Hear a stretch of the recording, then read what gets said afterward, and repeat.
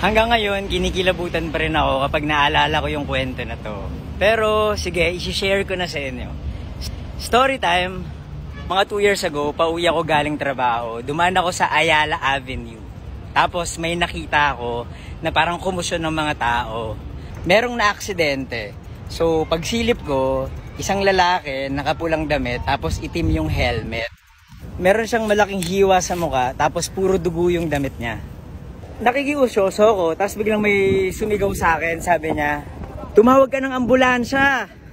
Tapos ako natakot ako, so ang ginawa ko, umalis na lang ako, tapos pumadyak na ako pa uwi.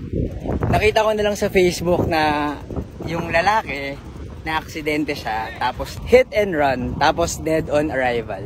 Aaminin ko, simula nung insidente na yun, natakot na ako magbisikleta. Bumalik na lang ako sa pagbabike nitong pandemic kasi ang hirap, walang masakyan. Tapos medyo confident na ako kasi may mga bike lanes naman. Yung iba nga lang pintura, pero at least yung iba may bollards, protektado. Mas may confidence na ako sa kalsada. Pero syempre, sana protected yung bike lanes para ligtas talaga. So isang gabi, napadaan ulit ako sa Ayala Avenue. Tapos may nakasabay akong biker. Minsan masarap makipagkwentuhan lalo na kapag malamig, chill pace, walang ganong sasakyan. Kasi ang sarap lang makipagkwentuhan.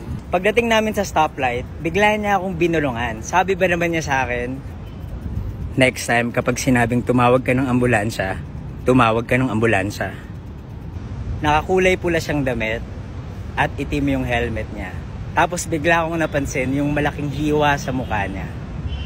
Nag-green yung traffic light, tapos pumadyak na siya. Pero ako, wala. Hindi ako nakagalaw. Nandun lang ako, nakatulala.